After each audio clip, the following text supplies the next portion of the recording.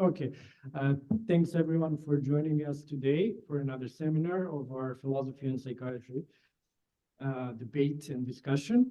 So today it's my pleasure and honor to introduce our guest, Dr. Sofie Boldsen, and she holds a PhD in psychology from Roskilde University in Denmark, and is presently a postdoctoral researcher in philosophy from Jyväskylä University. Again, hopefully I'm pronouncing the names of the universities good enough. As part of the research project, Asymmetric Encounters about intersubjectivity in the sense of boundaries. So she's currently investigating how empirical cases illuminate the development and phenomenological structure of interpersonal experience, focusing on sensory differences in autism with particular attention to experiences of interpersonal touch. And I think this is a very important, very timely topic, very interesting one, to have someone working on this today. And following her general research interest in phenomenology, qualitative research, and psychopathology, Boldsen has published both on general issues pertaining to phenomenological methodology and specific problems related to schizophrenia and autism. Sofie today will be talking about, I think, more like methodological problems of autism research or autism studies. So thank you again for being today with us, Sofie. I can't wait to hear your talk, and you can bring your presentation on. Thank you so much, Janko, for the generous introduction. I'll just start by trying to share my slides. Let me see. Yeah. Can you all see? Yes. See the slides as they are. Okay, great. So,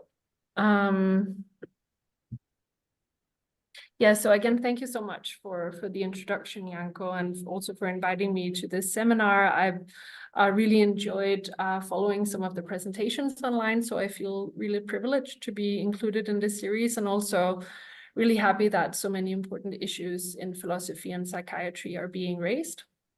So as Janko said, I'm currently affiliated with the project Asymmetric Encounters, Intersubjectivity and the Sense of Boundaries. It's funded by the Academy of Finland, and currently it's being led by Dr. Joona Taipale.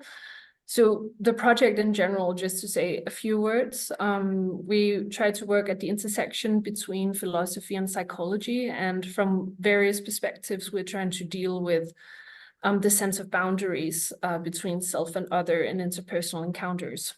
So my part of the project is dealing with the case of autism, and particularly experiences of interpersonal touch and the sense of touch more generally. Today, I'll be presenting a paper that I've been working on with Dr. David Ekdahl. And it's very much still in progress, so I'm looking forward to also hearing your perspectives and takes on it. In the paper, we're dealing with some methodological issues facing phenomenological researchers dealing with autism. And specifically, these are issues that arise as a result of some emerging autism discourses that move away from the idea of autism as an impairment and towards the idea of autism as a diversity.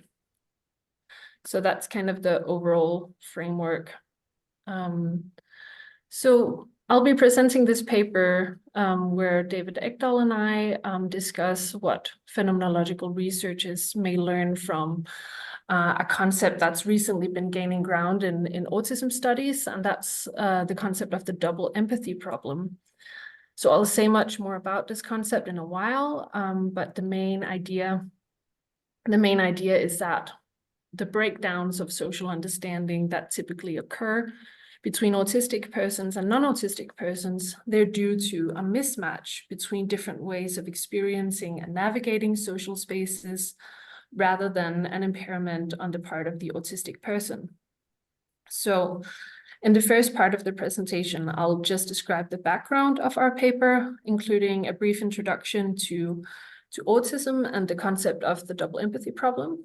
So in the second part, I will go through the main points of our paper, focusing on two critical lessons, as we've termed it, that the double empathy problem can teach phenomenological research.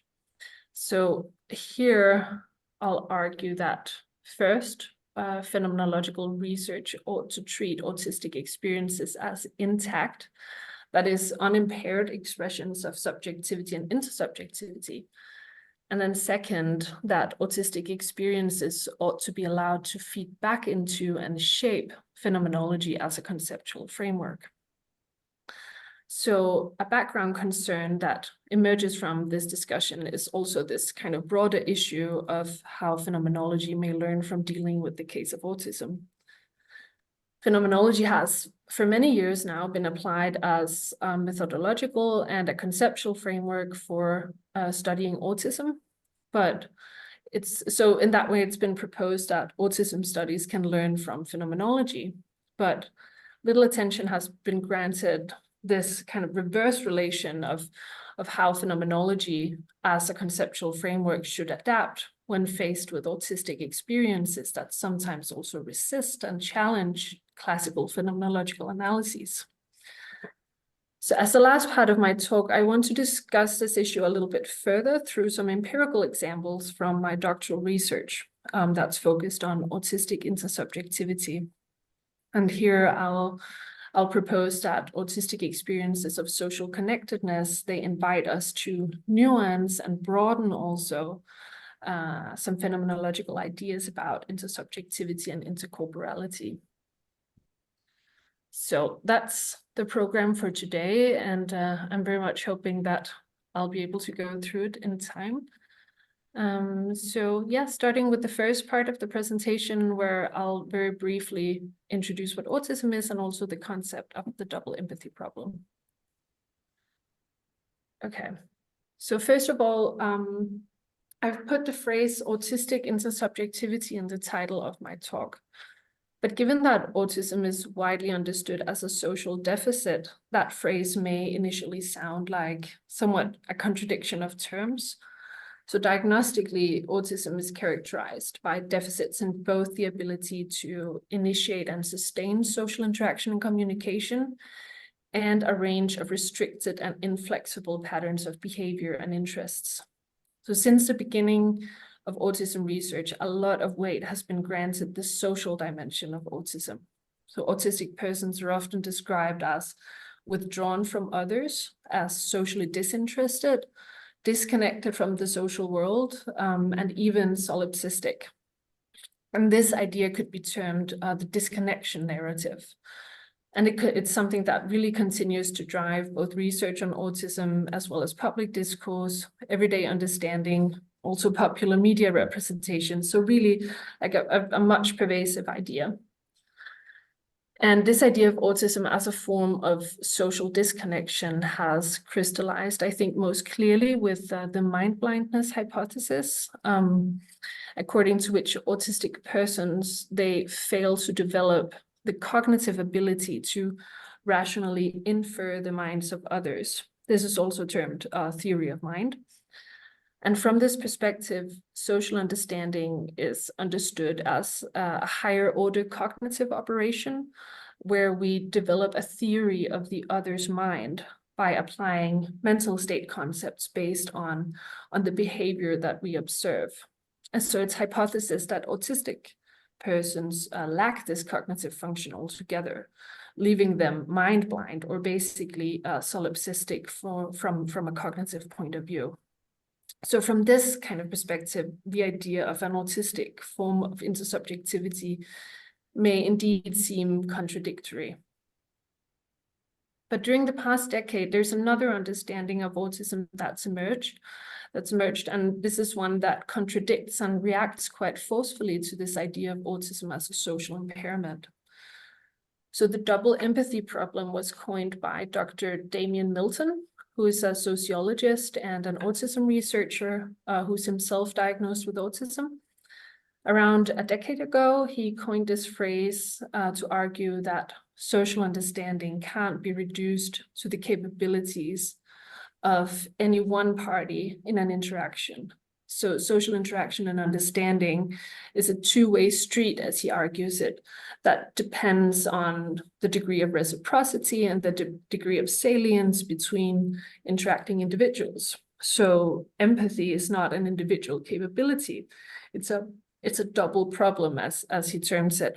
So he introduces it like this, and I'll just read this quote. He says, in simple terms, the double empathy problem refers to a breakdown in mutual understanding that can happen between any two people, and hence a problem for both parties to contend with, yet more likely to occur when people of very differing dispositions attempt to interact. So within the context of exchanges between autistic and non-autistic people, however, the locus of the problem has traditionally been seen to reside in the brain of the autistic person.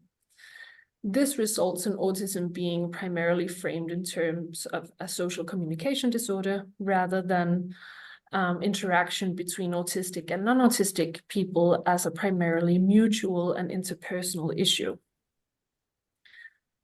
So unpacking this a bit, breakdowns of social understanding between autistic and non-autistic persons are more likely due to mismatches between different ways of experiencing and navigating social encounters rather than a deficiency on the part of the autistic person. So understanding others is not a cognitive function that autistic persons lack, as theory of mind would have it. So according to this double empathy problem, nothing is actually wrong with autistic persons. So what we see is this move away from the idea of autism as a social dysfunction and towards the idea of diversity or neurodiversity as it's popularly termed. So at its core, the double empathy problem really stresses the importance of respecting and including autistic perspectives in the way we understand the difficulties that autistic persons have navigating social encounters. And also, it stresses the importance of considering these ways of navigating social encounters on a more embodied and on a more experiential level, rather than as a matter of cognitive wiring, so to speak. So the aim of our paper is to analyze how the double empathy problem stands to improve and refine future phenomenological research on autism. So as phenomenological researchers, how should the double empathy problem impact the way we think about autism? So phenomenological autism research can be placed under the heading of applied phenomenology, but this field is far from unitary. It's scattered across different disciplines. It's committed to different methods and also to different understandings of what phenomenology is in the first place. And just for purposes of a really brief introduction, phenomenology was initiated as a philosophical discipline by Edmund Husserl in the beginning of the 20th century. And he envisioned phenomenology as this radical epistemological project defined by the method of suspending metaphysical beliefs in favor of describing phenomena as they appear to an experiencing subject. So a big part of phenomenology's later history is its engagement with disciplines other than philosophy, both through conceptual analysis of themes that are of theoretical relevance to other disciplines, for example, psychology, sociology, cognitive science, etc., but also as a methodological framework for empirical studies in these fields. So phenomenological research or applied phenomenology can mean a lot of different things. And I think first, phenomenology can be seen as an invitation to consider subjective experience of participants in empirical research. So phenomenology invites this attention to the experiential givenness of whatever it is that one studies. And second, phenomenology has also been understood as a method which can be applied to empirical inquiry in different fields. Phenomenology has been applied, for example, as a method of data analysis in qualitative research. Third, phenomenology has also been applied as a theoretical and a conceptual framework for understanding empirical phenomena. And I think a good example here is the field of phenomenological psychopathology, where phenomenological concepts, for example, of selfhood, have been applied to the study of schizophrenia. Finally, one can also suppose a kind of opposite directionality between phenomenological philosophy and empirical phenomena by considering how phenomenology itself can also be enriched and nuanced by empirical research. And here, for example, it's been argued by Susanne Raun and Simon Höfting that qualitative research, for example, on exceptional cases of embodied practice or expertise, for example, professional dancers and musicians, can be used to enrich phenomenological thinking. I think that the double empathy problem has implications for all of these approaches sketched here, but I want to focus on the latter two that deal explicitly with how to apply phenomenology as a conceptual framework in the empirical sciences. So specifically, I'm interested in this, in discussing the methodological preconditions for also allowing phenomenology as a philosophical account of intersubjectivity to adapt to autistic forms of social engagement as outlined in the double empathy problem. So that's kind of the direction that I'll be moving towards during the talk.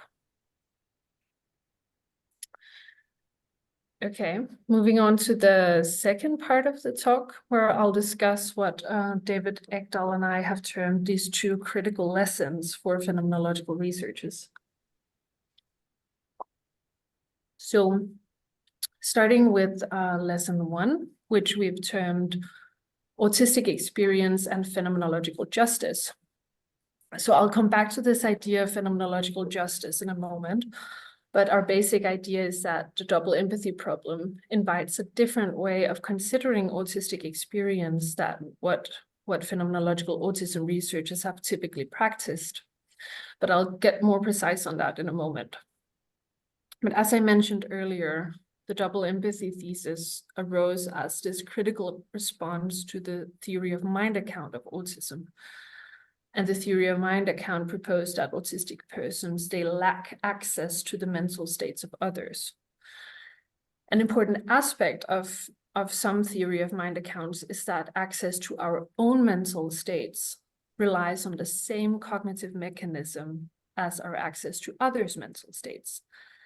And so, as autistic persons are proposed to lack a theory of mind altogether, a controversial consequence is that they also lack access to their own mental states.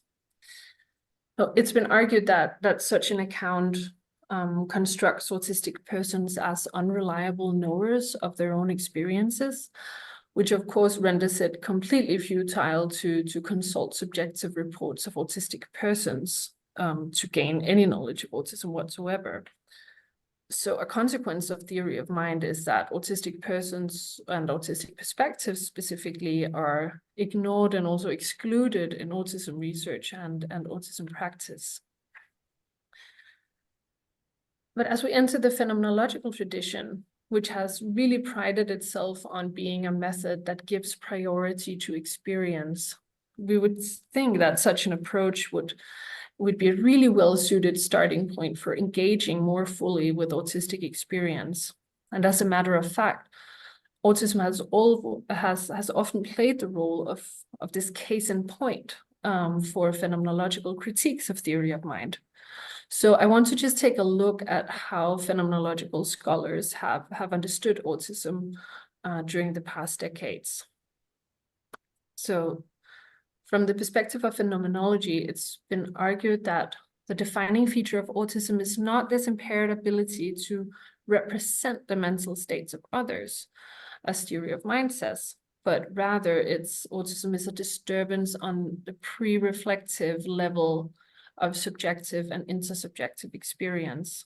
So I'll just briefly go through some of the main points of what I consider to be some of the most influential phenomenological accounts of autism. So, for example, Thomas Fuchs, a really well-known phenomenological psychopathologist, he focuses on autism as a disorder of primary or embodied intersubjectivity. He says autism is a lack of tacit knowledge and familiarity with others, a kind of loss of embodied common sense, as he describes it. And according to Sean Gallagher, Such problems arise through sensory motor issues that affect social interaction already at the level of primary intersubjectivity. According to Til Krohmann, a scholar from Leuven, sensory motor problems can be understood as transformations of a person's bodily intentionality. And he points to the autistic body as being less plastic and with fewer capabilities to adapt to new bodily tasks.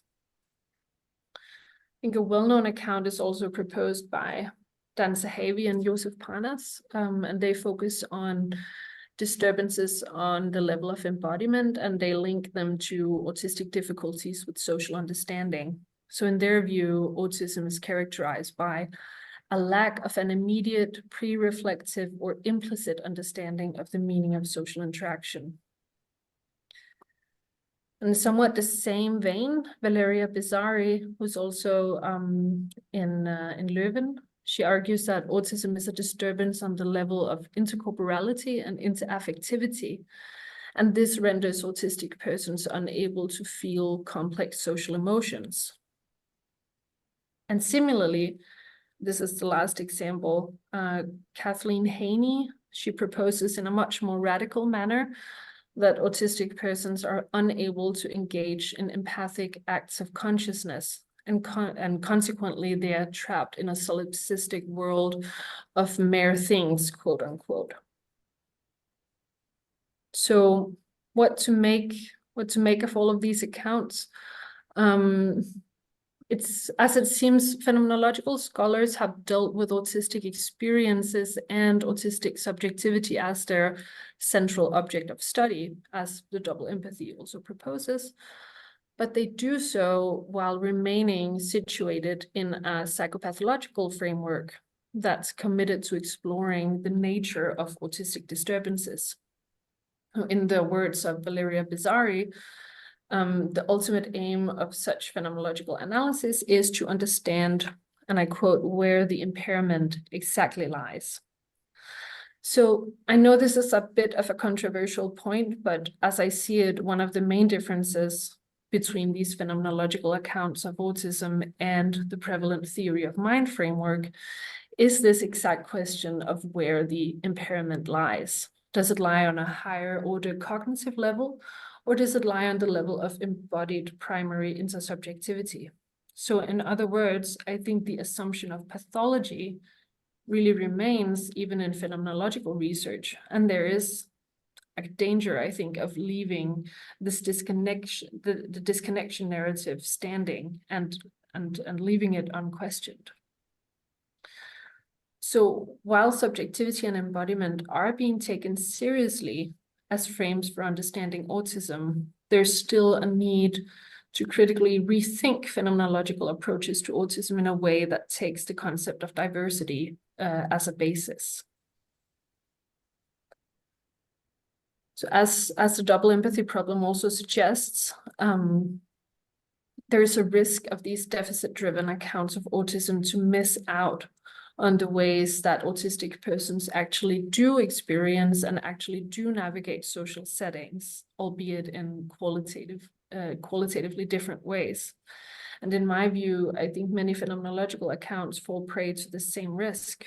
And here I think phenomenological research really stands to benefit from understanding autistic experience as expressive of much more than a disturbance, even if such disturbance is considered on an experiential level.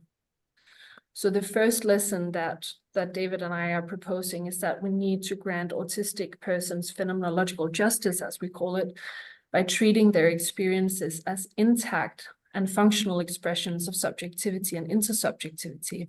So in other words, for a substantive phenomenology of autism, we can't start from these assumptions of impairment.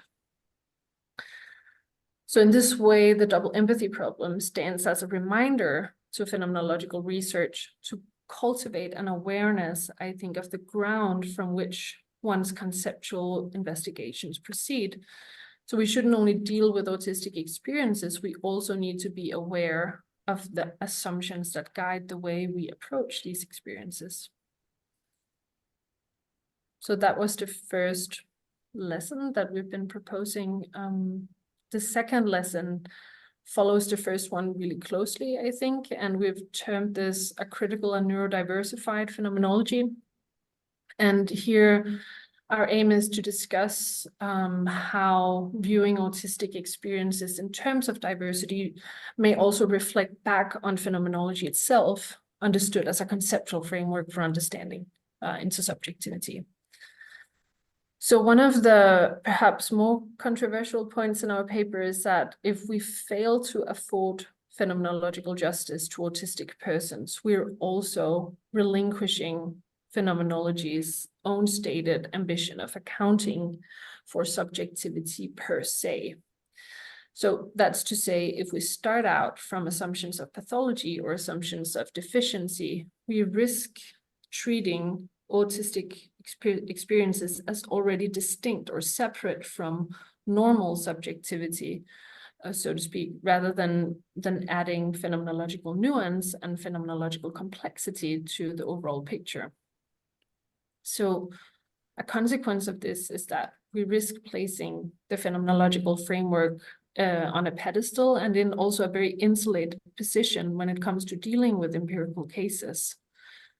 So phenomenological understandings of themes such as embodiment, subjectivity, and intersubjectivity, they can come to act as a norm from which to understand deviance rather than analyses that should be able to accommodate autistic variances of these themes. So the second lesson that we're proposing is that we shouldn't apply phenomenology as a ready-made framework. We should instead allow autistic social experiences and practices to also shape and nuance the deployed phenomenological framework itself. So rather than merely applying a phenomenological understanding of intersubjectivity, for example, to the study of autism, we should also be open to refining our understanding of intersubjectivity based on autistic variants. So methodologically speaking, we have to be mindful of the implied power structure between the phenomenological concept and autism as a case to be analyzed through these concepts. So if phenomenology is treated too rigidly as an insight into normal or robust subjectivity, then this can leave really little room for refinement on the side of phenomenology itself, especially when confronted with experiences that also diverge from or does not comply with phenomenological analyses. So if phenomenology is to claim descriptive authority, it also needs to recognize intersubjectivity as much more heterogeneous and diverse than has often been the case, at least in phenomenological approaches to autism. So we should think of phenomenology as a work in progress rather than a completed theoretical framework. So of course, this suggestion is not completely new. It's been proposed in different forms and from different perspectives. Phenomenology has long had an interest in exploring real-life cases of divergence, but I think this has usually been done to ascertain invariant features of, so to speak, normal subjectivity. So this has traditionally been done under the heading of factual variation, where Sean Gallagher, for example, has suggested that as a supplement to imaginative variation or eidetic variation, one should not only use one's imaginative faculties to zoom out on phenomena, but use factual variation, which seeks out these invariances through empirical cases rather than just imagination. So a related approach has been outlined by Anthony Fernandez, and he argues that phenomenology deals both with the ontological structures of existence, which he, with a Heideggerian notion, calls existentials, and different modes of such existentials. So his central claim is that when we study particular modes, we may enable a general insight into the existential that the mode is a modification of. So in this context, autistic modes of social engagement may also nuance the study of intersubjectivity, understood as a fundamental structure of existence. As a third related approach, I just want to highlight the philosopher Harvey Carell. She's proposed that phenomenology ought to look to cases of illness and cases of pathology to develop its own analyses, because these kind of cases present what she terms limit cases that highlight the tacit and taken for granted aspects of our experiential life. So the considerations that David and I propose, they're much in line with, I think, key aspects of all three approaches here. But I think a lot of work still needs doing to tailor these approaches to also work actively with a concept of diversity with regards to these types of cases that have typically been cast as pathological. So as I see it, this changes something really crucial in the methodological tactic one employs, especially when also seeing these divergences as invitations to reflect on phenomenology itself.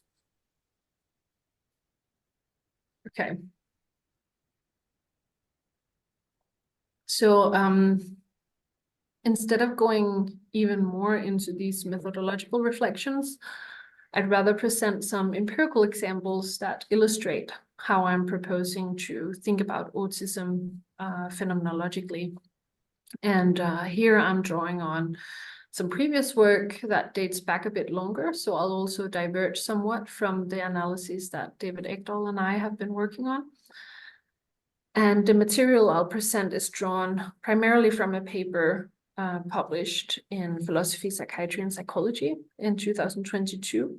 So there you can also find much more empirical examples and much more expansive analyses. Here I'll just draw out a few of the central points. Yeah. So to give some context of the material that I'll be presenting, I'll just briefly introduce the broader research project for which the data has been collected.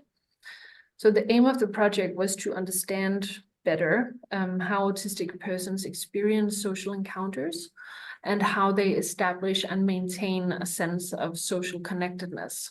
So the research was very much driven by this question of how autistic persons positively, so to speak, go about experiencing and relating to others, rather than this aim of figuring out what goes wrong in social communication between autistic and non-autistic persons.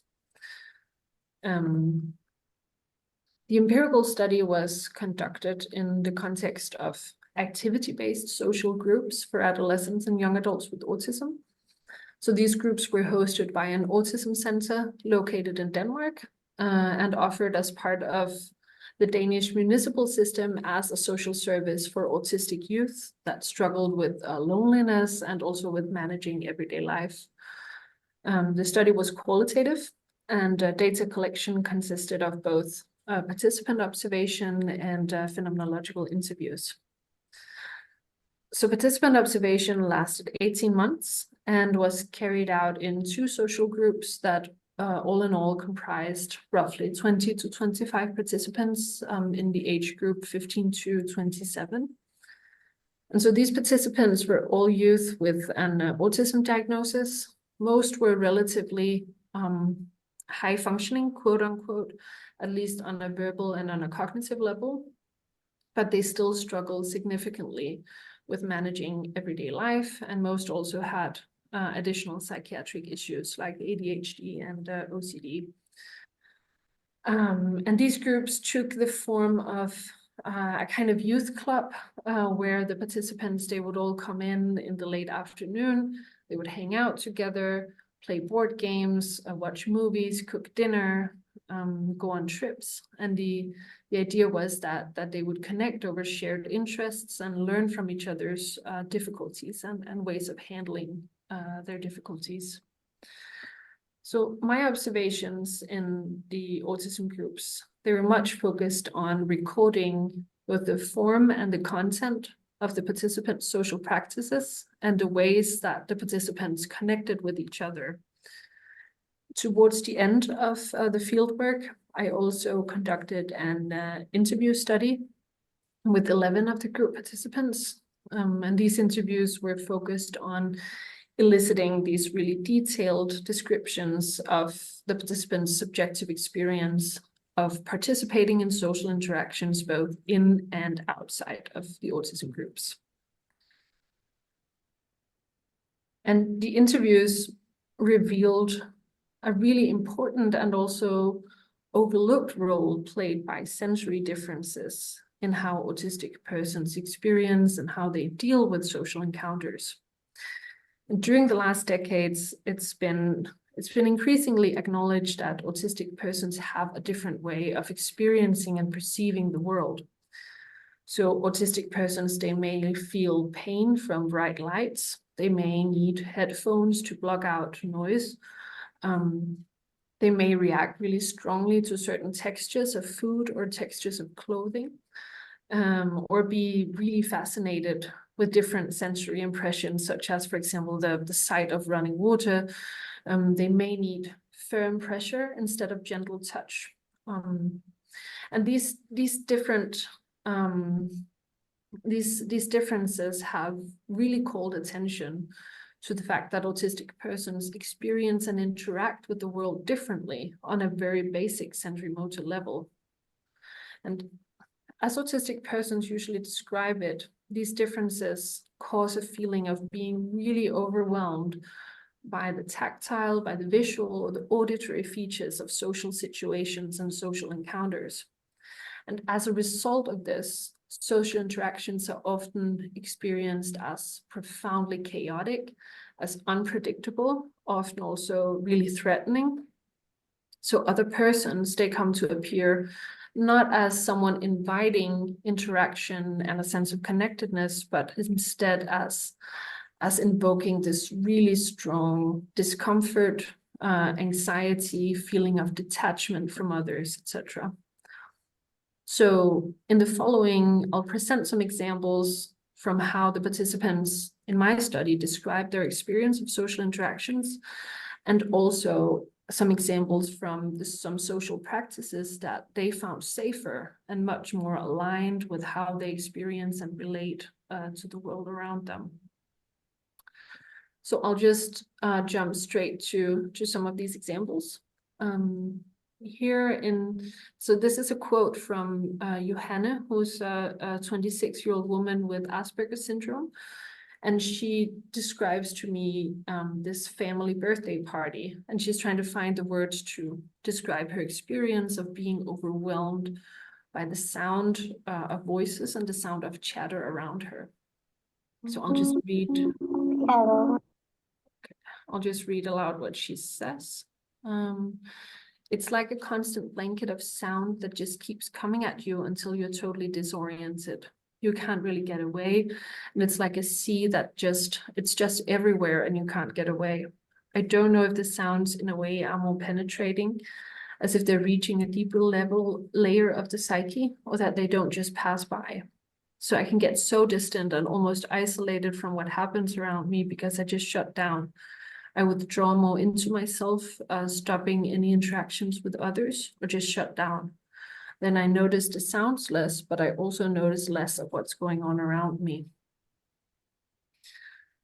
So Johanna describes the voices around her as this kind of sea or a blanket of sound that just rushes in over her in this really invasive manner. The social setting appears so dense and so saturated that what she hears are not really voices and conversations at all, but this overwhelming and almost violent sound that kind of pushes her away rather than drawing her in. So as a result, she doesn't really experience her social surroundings as affording a sense of connectedness. Rather, she comes to feel really isolated and estranged, and others are felt as this almost threatening and imposing presence around her. So given these sensory issues that are often so profoundly disturbing for autistic persons, how can we understand social practices and ways of connecting that also characterize encounters between autistic persons? So I want to present an example from my field notes during participant observation in the social groups. And this situation involves 3 young participants, Line, Mads, and Mark, as I've termed them. And I've included this particular example because it also reflects a period in my fieldwork where I was beginning to catch on to some key aspects of the social practices in the groups. So initially, in this situation, it didn't really occur to me that any social interaction was going on at all. And so the observation also includes some of my own sense of awkwardness while I was being there in this particular moment. But in the situation, the group of autistic adolescents had separated out doing different activities. Some had gone cooking, some went to do some creative work, and some were playing board games. And these 3 participants and we remained seated in some sofas in a common area in the Autism Center. So I'll just read from my field notes. Line picks up the guitar and starts finger picking some melodies. Mark returns to his math and sits bent over his sheet of paper on the sofa table. Mads gets up and prepares a cup of tea. Apart from the sound of the guitar tunes, the room is silent. And after a long stretch of time, while Line plays the guitar, Mads stirs his tea, and Mark writes his calculations, I start to feel a bit tense. But Line plays on, Mark calculates on, and Mads calmly sips his tea. And this is when I notice Mark's foot. While he's filling out a sheet of paper with numbers written in binary, it taps silently on the floor. Initially, I think it's just one of those movements that one does while unaware, but then I noticed the foot's rhythmicity. Mark is tapping his foot in cadence with Line's guitar playing.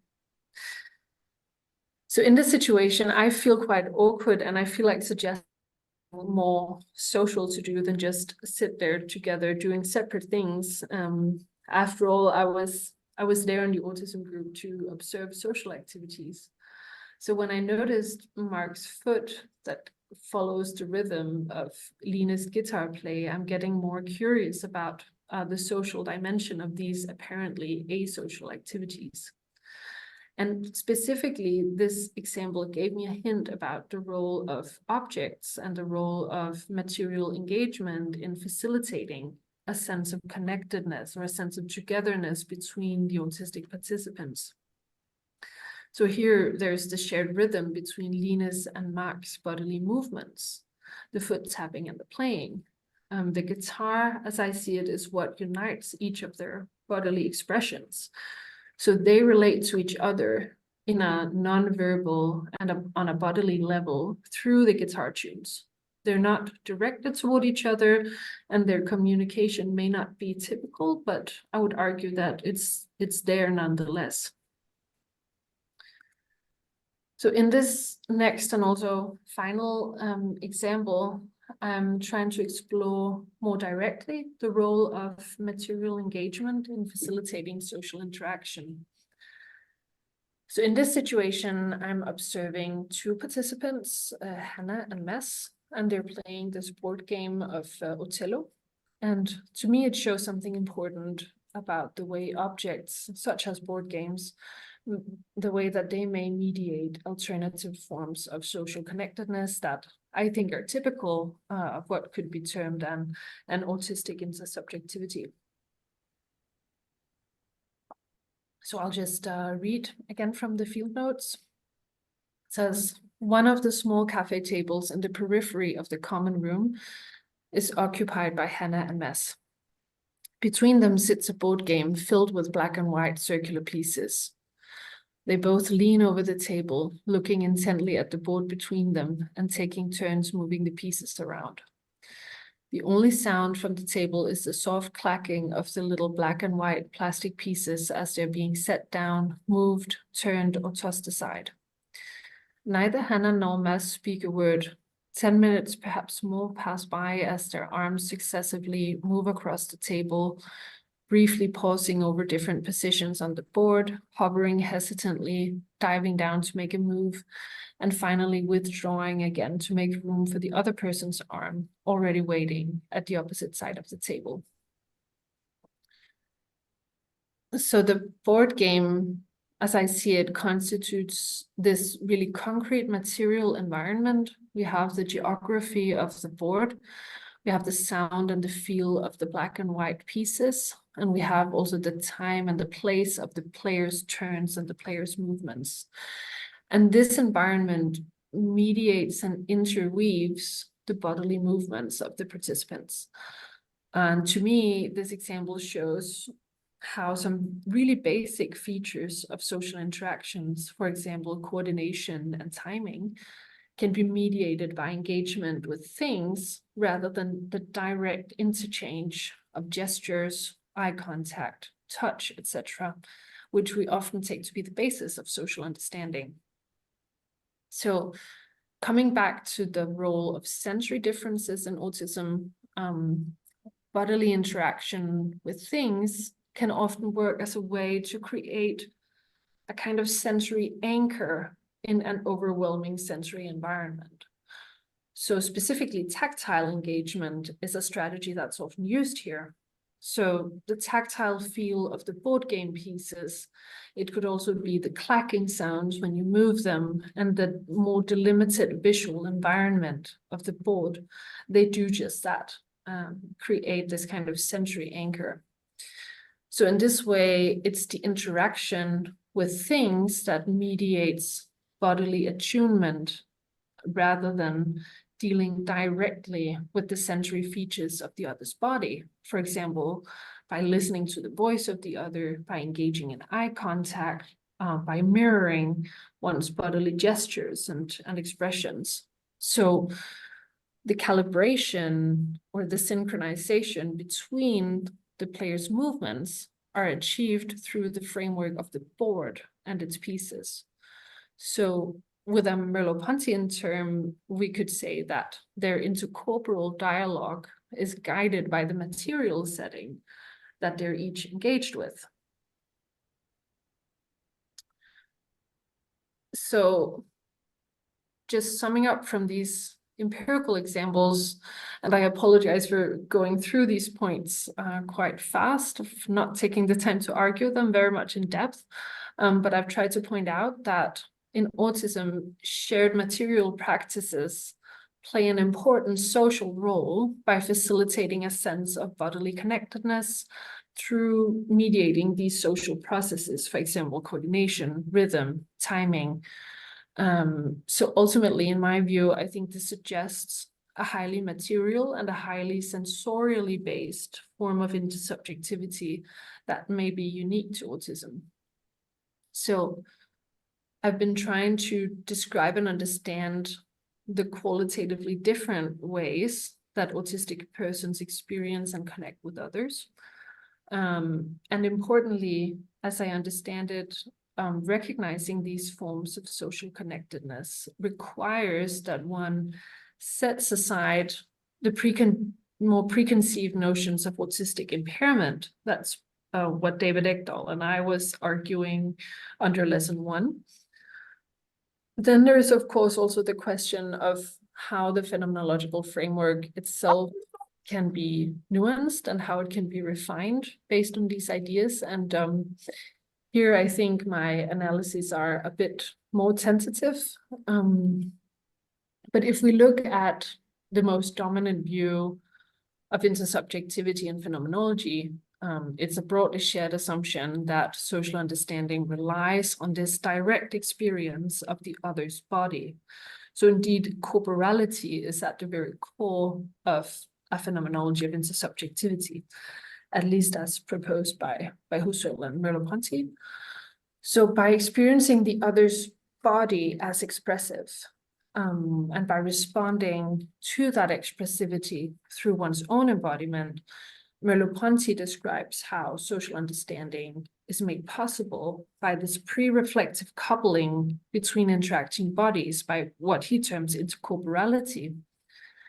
I think the case of autism, if not challenges, then at least broadens the notion of intersubjectivity at play here. So autistic social practices, if we don't treat them as dysfunctional, then they point to how social interaction can be mediated through engagement with things in addition to, or rather than sometimes, the direct embodied presence of the other person. So in the examples that I've discussed here, it wasn't the body of the other that acted as this primary site of social connectedness, but rather the shared material environment in and through which social interaction takes place. So in this way, social understanding, from an autistic perspective at least, becomes a highly situated and also ecological phenomenon that actively draws on the material surroundings rather than this, this purely bodily connection between expressive subjects. Yeah, so to just sum up and conclude really briefly, I think I'm very much running out of time now. So in the first parts of the presentation, I argued that following the thesis of the double empathy problem, that phenomenology stands to benefit from considering cases of neurodivergence in their own right, so to speak. So for one, this means that autistic experience should be treated as a functional and intact expression of subjectivity and intersubjectivity. And secondly, it means that autistic experience should be allowed into the phenomenological fold, so to speak, by not presenting a case of pathology. Rather, autism is a case of qualitative variance that also can nuance and broaden the way we understand what it means to be social in the first place. And so finally, by considering the case of what I've termed autistic intersubjectivity, it's still a very loose notion at this point, I'll admit, but I've tried to highlight how these cases of difference and divergence, how they're also invitations to reflect on and also critically reassess the assumptions that drive phenomenological theorizing. So as I've discussed, one important dimension of intersubjectivity that autism points to is the role of the material environment in facilitating social understanding. So, and this is something at least that classical phenomenological analyses haven't granted that much attention. So yeah, with this final point, I'll just say thank you so much for today, and please don't hesitate to discuss and comment on this material. It's very much something that I'm open to thinking further in different directions. So thank you so much for listening. Thank you, Sophie, for this amazing lecture. Thank you. Open up discussion. So if anyone has any questions, please feel free. Should I stop sharing the screen? Yeah, that's okay. So we have a hand raised by Themistocles. Yes. Hi, can you hear me? Yes, I can hear you fine. I can't see you. Oh, there you are. Hi. Hi, hello. So thank you very much. For this, I work in almost identical areas, and so this was very really interesting to me. I think one of the things that one of the fronts in which phenomenology can gain insights into itself is not only broadening the concept of intersubjectivity, but also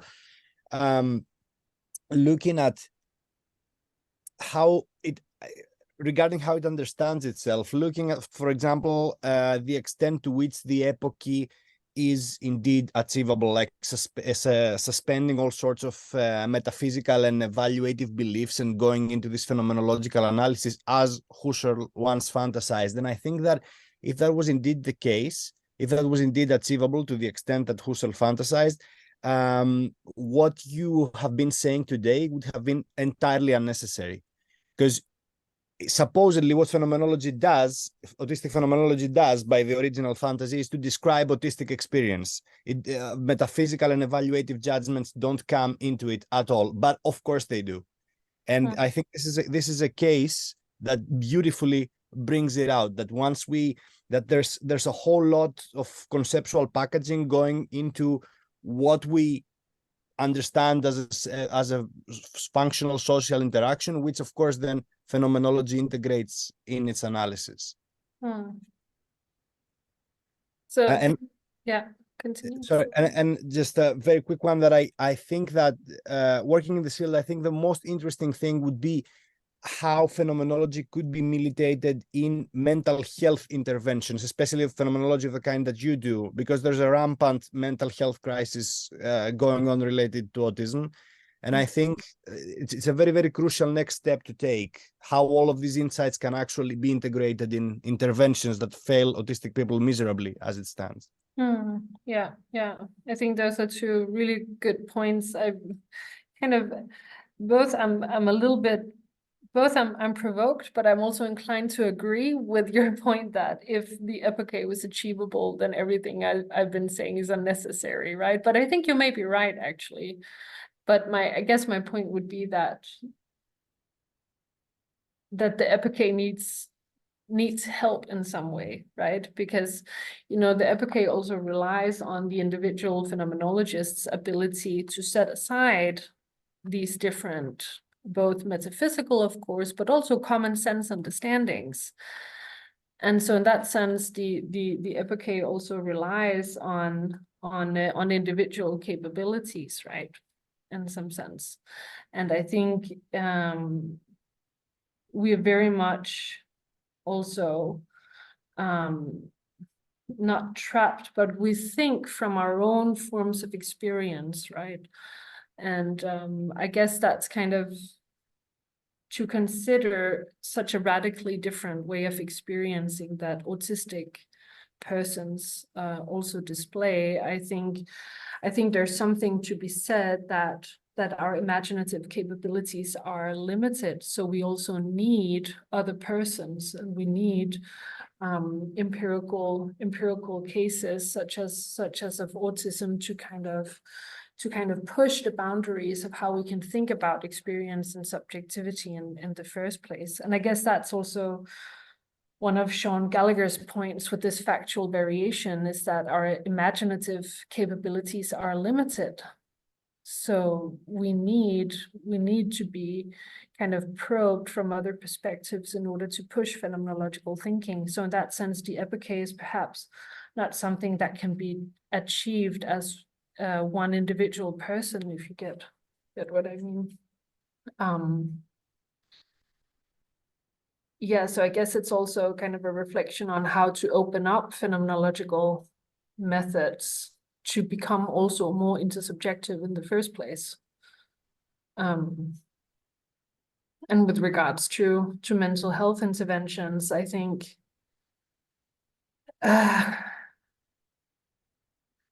phenomenology, at least if we want to take seriously this double empathy problem, for example, it also, then the question of mental health interventions also becomes a question of directions of fit. Like, what is it that should be intervened on, right? Is it typically in autism interventions, it's been thought out as how to make autistic persons kind of adapt to neurotypical ways of being social, or neurotypical ways of interacting with the world, right? And if we want to take this perspective of autistic intersubjectivity seriously, it also questions in what sense intervention should be more directed towards how to create environments that better support autistic ways of being, rather than how to, I guess, make autistic persons adapt to neurotypical settings. But I'd be very much excited to see how phenomenology can contribute to this kind of thinking on an intervention or a more practical basis.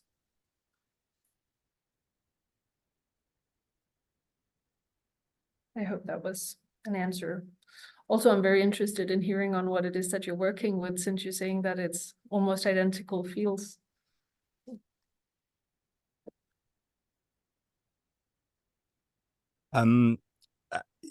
I'd be glad to follow up if there's no other questions. So I'm gonna give people some space.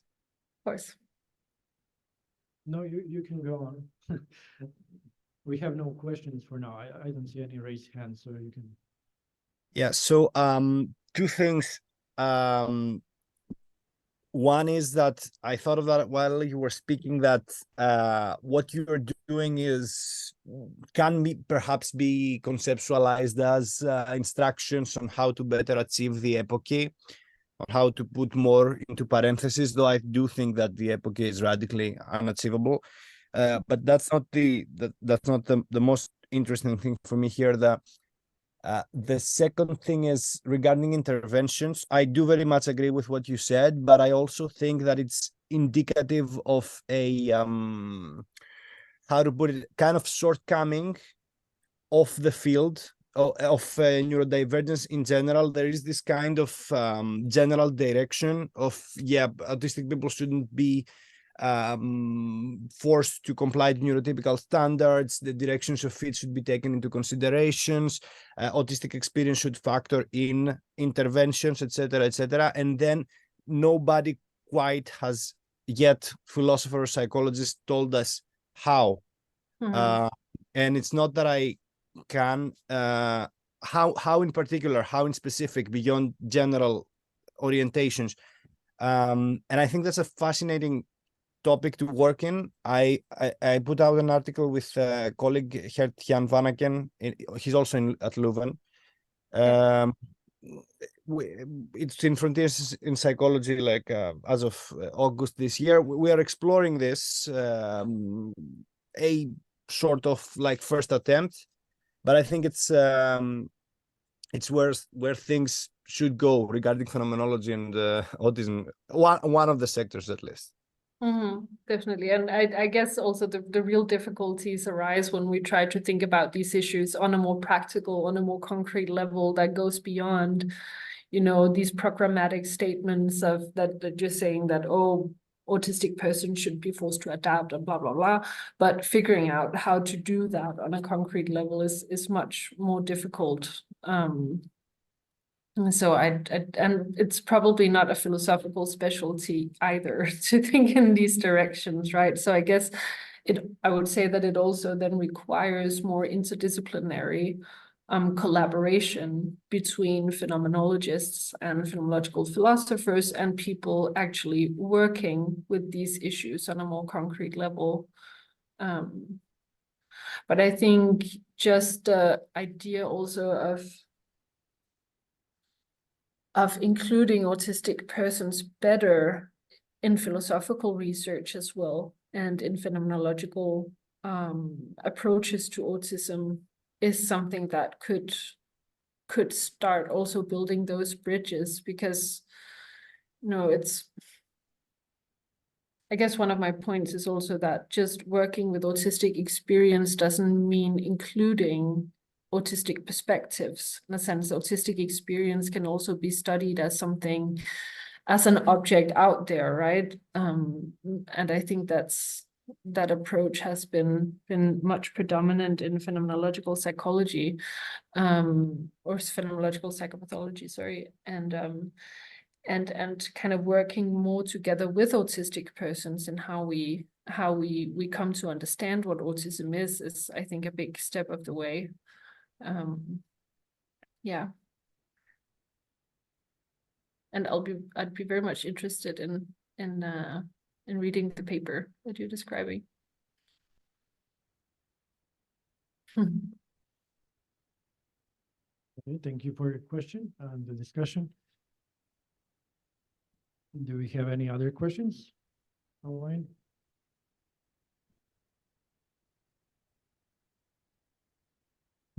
If not, I will just do a quick comment, or maybe there's a question in there. So I would definitely agree with what you were presenting, and how this kind of direction is the good way to go in autism research. I think we had this kind of a discussion before during our seminar lectures, for example, with Roy Dings, when he presented on expertise by experience. He was talking about different kind of disorders like depression and so on. But the same point kind of holds. And Lucien Spencer was talking about autistic phenomenology and again epistemic injustice and different kind of injustices that maybe that may have that can arise in psychiatric practice, for example, in work with autistic patients. The kind of point was that the differences between what we usually perceive as our normal experience and something that could be like experience of depression or autistic experience is not so much different from our own experience, not so radically different that we need to make giant leaps of imagination and so on, or that we need to go as far as this kind of a radical empathy that comes from the ideas of Karl Jaspers. For example, that he argued that we cannot fully ever understand what the schizophrenic experience is. And Radcliffe also follows in that tradition, arguing for radical empathy needed when trying to understand that kind of experience. And this also applies to autistic experience, I guess, that it sometimes feels or can be perceived as so different from our own neurotypical experience that we need some vastly broader conceptual or phenomenological understanding into what it is to be autistic. But then again, you have like this authors, we were talking about this before the lecture, these papers coming out when Milton Murray and even some autistic persons were also authors of papers in philosophy, write about that. We are just talking about the whole space of human spectrum of experiences. And within that spectrum, we find normal, so-called normal or neurotypical and neurodiverse experience. So the differences are not, the difference between normal and autistic experience is not such big, it's not so big and so vast as we usually think. And we need to find like the shared space of experience in order to communicate what are the differences, what are the common points in experience and so on. So I think that was also your point when you were talking about this, and that we need to try what's the common ground between neurotypical and autistic experiences in order to see what are the specific differences that we try to find out. My question is a bit different, so this is like the part just comment on it. I agree totally with this, and the more of a question was, do you find your approach more in line with an activist and ecological psychologist approaches to cognition, experience, embodiment, and so on?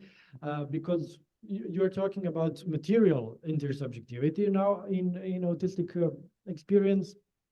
So you're talking about worldliness of the world being included, the material presence of the objects in the social space being included and being used to communicate between autistic and neurotypical, or between autistic individuals themselves. So it is the material, the objects, the world, the environment itself very much important. It's very important in this kind of intersubjective dialogue between persons. And I think that there is this aspect still in phenomenology. So the world is kind of essentially connected to the subject. We don't think about phenomenology in this kind of a solipsistic terms. They're just subjects, or they're connected intersubjectively, even in the very basic sense. When the reduction is done, the epoche is done, still we have like basic intersubjectivity there between subjects, but still also the relation to the world. And I think this is the point that where inactive approaches, the whole inactive research project came in and took what was there in phenomenology and connected it to cognitive science to have this both aspects, the phenomenological, maybe the scientific, neuroscientific aspect, as you find in neurophenomenology of Varela, that you have that you can understand it both from the inside and the outside. So I went a bit too far, but the question is, what do you think about the usefulness of the inactive and ecological approaches to cognition for the autism research and not just phenomenological research? Okay, I think that you're raising some really important points, and I'm not sure I want to get too precise on how my own approach kind of aligns with these traditions that I'm not sort of specialized in, but I think at least that the case of autism brings something important in terms of explicating an ecological and strong ecological dimension of these phenomenological analyses that I think I agree that they are much implied, because of course in phenomenology you don't think about subjectivity as somehow separated from the world around you at all. I mean, the concept of intentionality is like says just that, right? But yet again, then when we look at descriptions of social encounters, and here I'm, for example, thinking about Hanne de Jager's and Thomas Fuchs's 2009 paper, for example, on intercorporality, then it seems to me that the inactive dimension becomes the way that we incorporate each other's bodies during an interaction. So that kind of, that relationality to the world becomes a relation between two bodies in a sense. And I think that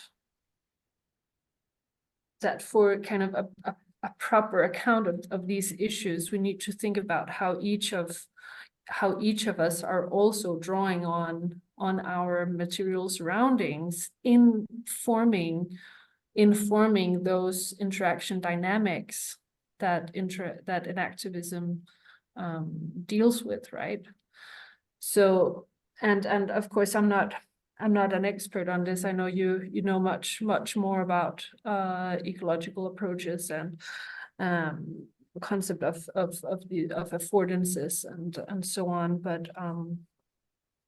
But I think that, for example, the concept of affordance is something that is really useful in autism research in order to understand how autistic persons make use of different strategies for managing, for example, social interactions. It could also be, you know, how their behavior is structured differently. I mean, it's in autism research, this huge question has always been, how come that autistic persons are so preoccupied with objects, right?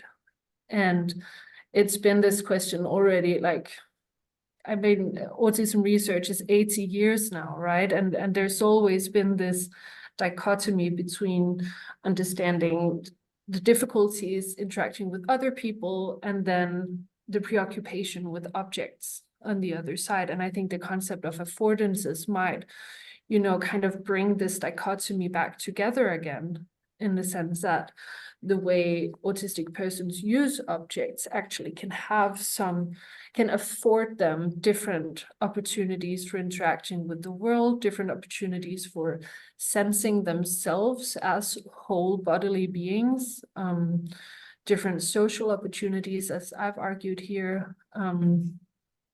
So I think the concept of affordances is really rich. And I think it's also much implied in Merleau-Ponty's phenomenology. But yeah, and I guess this is also, and you know this better than me, like there's a lot of work being done also in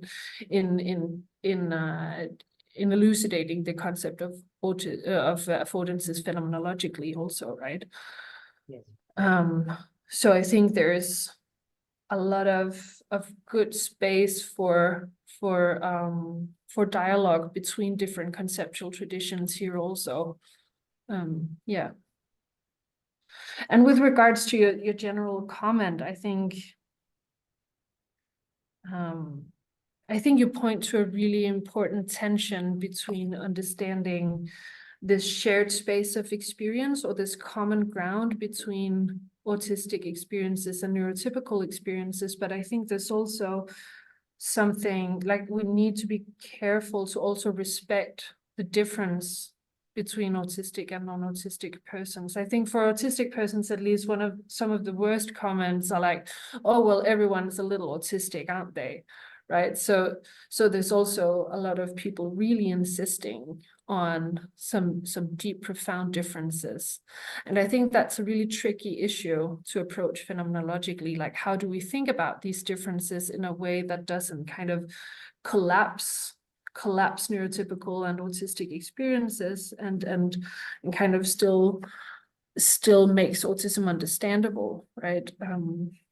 So yeah, and of course this tension is still tension. It can't sort of, I think, be solved completely, but I think the way we think about our concepts of intersubjectivity, for example, and the way we can try to broaden that notion can also be a way of respecting the difference between autistic and non-autistic experience, while trying to find this common space of experience, I think.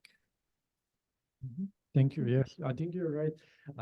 Well, my own experience with autism, because a very close person in my family has autism, is autistic, is that there is this kind of a profound difference in experience of that person and my own experience, and I'm trying to find the ways to understand in what ways that kind of experience is similar to mine or dissimilar. But the first impression is that it is kind of a big gulf between us, because the person is nonverbal and I still cannot have like descriptions of what it means for that person to feel certain things and so on. So I just judge from the outside, so to speak.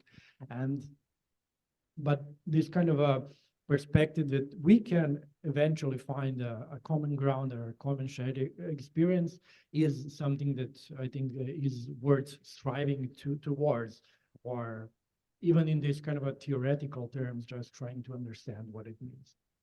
Mm-hmm.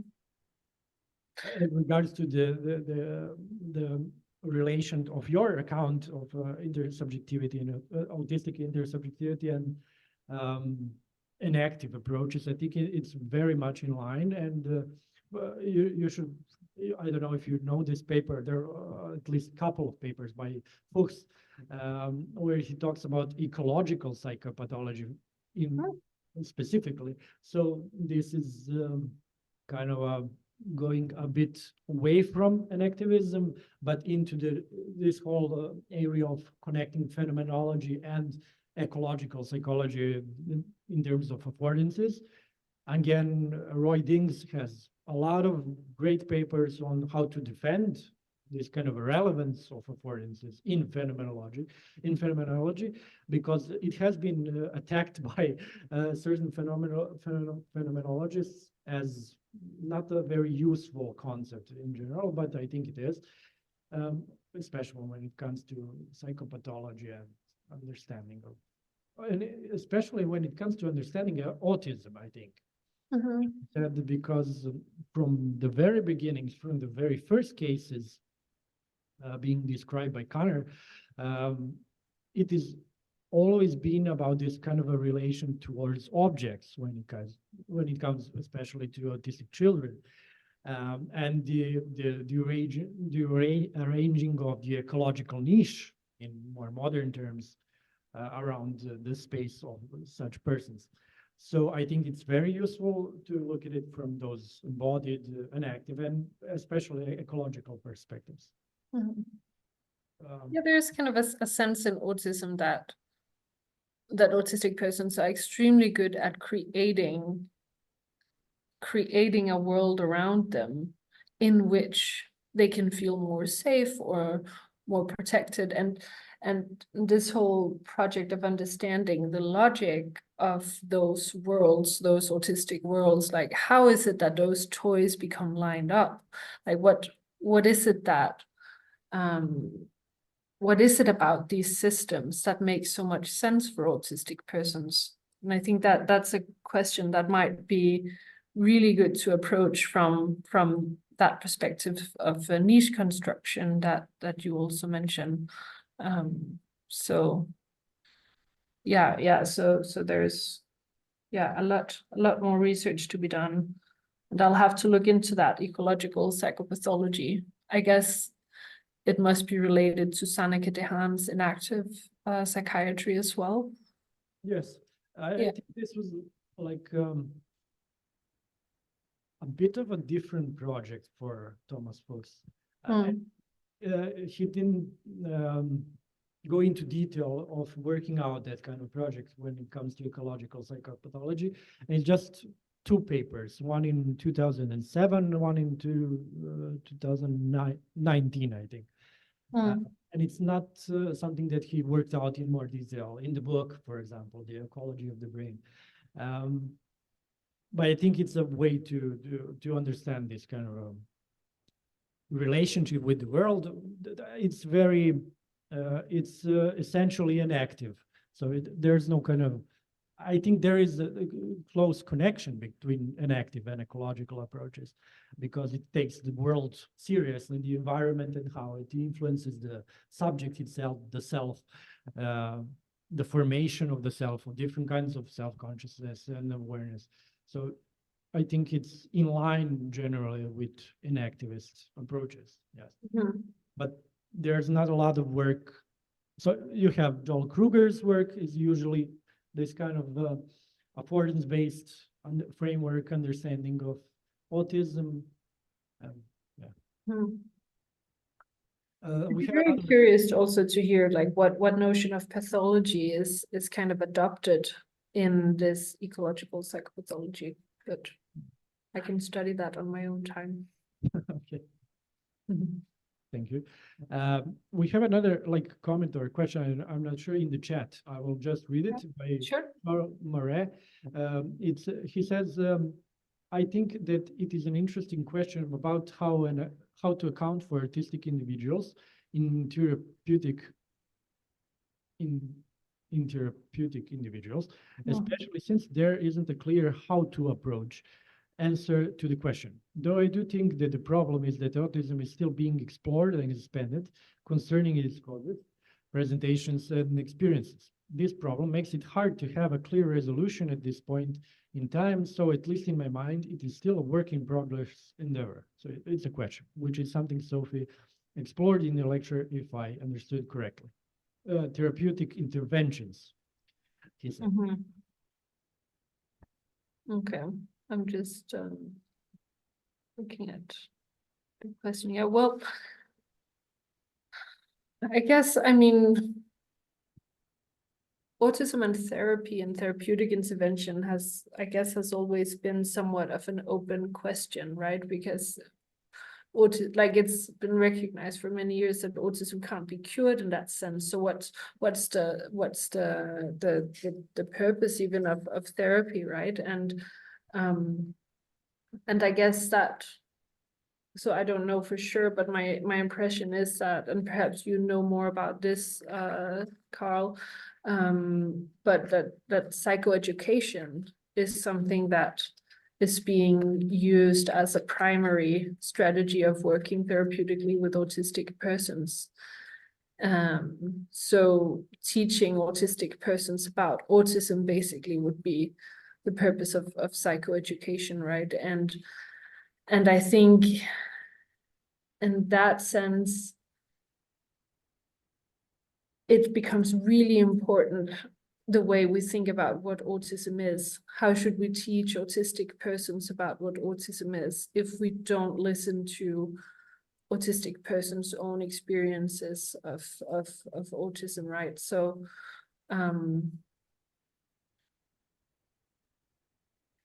So as I read the question, you say that the problem is also that autism is still being explored and expanded concerning its causes, presentations, and experiences. I think it's true, at least, that autism has always been described as a behavioral phenomenon, right? Of course. So we don't know the cause of autism, but it's kind of, it's always been defined in terms of its behaviors. And so that sense, there is really a lot of knowledge missing still about the core of autism, or the cause of these behaviors, not necessarily on a neurobiological level, but also on a developmental and on an experiential level. Yeah, so that doesn't really answer the question, but somehow I'm also a little bit unsure about what the question is precisely. But you're welcome to unmute or elaborate in writing if you want. Yes. Yes, if you have any further comments, please. I think that you're right in pointing this out. There is no, from this kind of approach that we're trying to work out here, phenomenological and active, ecological, it is not that we're trying to find like a therapeutic strategy for autism, but I think the one way to go is this, how we can attune our environment, the neurotypical environment, to the needs of autistic persons. And I think that these kind of approaches, both phenomenological and ecological, are very helpful for understanding how to change the space of affordances in our own landscape, in order at least to make the life easier in certain ways for autistic persons, or to give way, to give a scaffold for this kind of persons to interact. Because as you have shown in your examples, it is the material objects, the material space around them that helps them achieve intersubjective connections with other subjects, with other people. So we can just try to make a better environment for the autistic needs of such persons, for which is not so sensory demanding environment, for example. But I guess also, I mean, on an interpersonal level, being more open to different expressions of intersubjectivity, because a lot of, for example, when I participated in the social groups for those months, I think it took me a long while to realize that when each of those participants looked sort of really absorbed in their own world, they were drawing or just scrolling on their smartphone, or, you know, acting like they weren't really interested in social interaction. It took me a long time to realize that they were actually focusing so much on being present in the situation around them, and that not maintaining eye contact or not sort of sitting with your body directed towards the other person, that was not an expression of not being present socially. It was actually an alternative way of remaining present in the social situation. So I think what I'm aiming towards is also in like common sense understandings and interpersonal understandings, trying to broaden how we meet and accept persons that act differently than what we might expect. So one thing is, of course, as you mentioned, Janko, how to design as also societal spaces in ways that are not so demanding for autistic persons, but also on an interpersonal level, how to better accommodate alternative ways of being social. Yeah. Yes, I think that's a great insight that came from the whole phenomenological approach into the research of experience of autistic persons, is that, and it goes against the whole tradition of understanding autism as, or such persons as antisocial in some way, solipsistic, not searching for social connections, but as you have shown in your case studies or in your work, such persons do seek out intersubjective connection with other people, but they just do it in different ways that we're not usually used to of seeing or understanding. So it's just a different way of expressing sociality or the kind of communication, perhaps through certain objects that are not usually used for such purposes. But still, if we understand it in a proper way, we can see that there is this kind of autistic intersubjectivity or sociality being is present there. It's just we don't see it as such.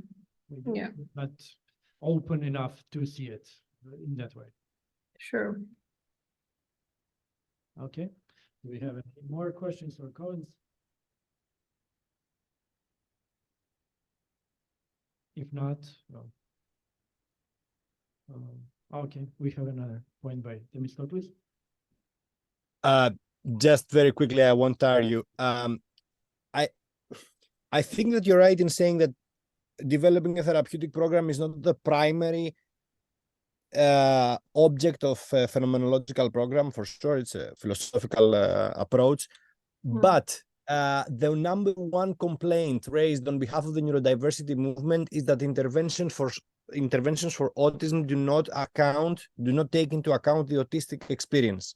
And who is better to tease out what the autistic experience is than a phenomenological inquiry into this experience? So it's a natural alliance. Like phenomenology can do so much more than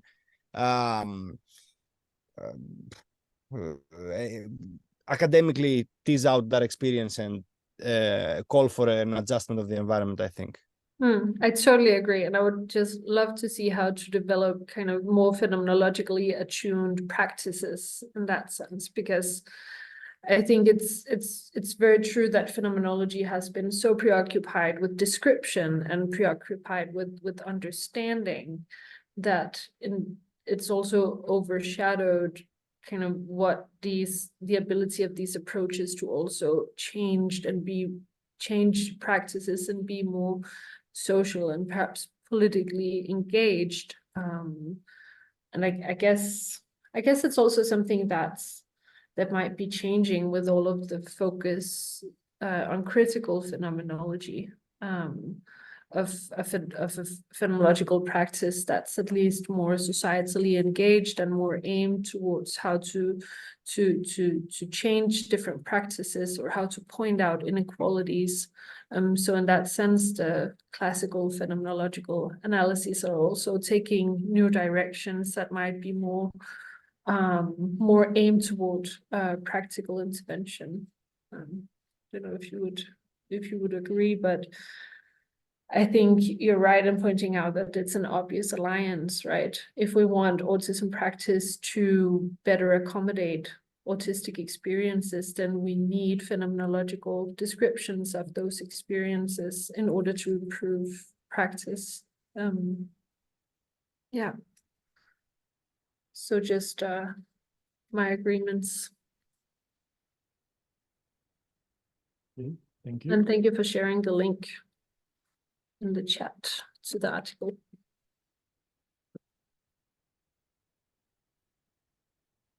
Do we have any more questions, comments?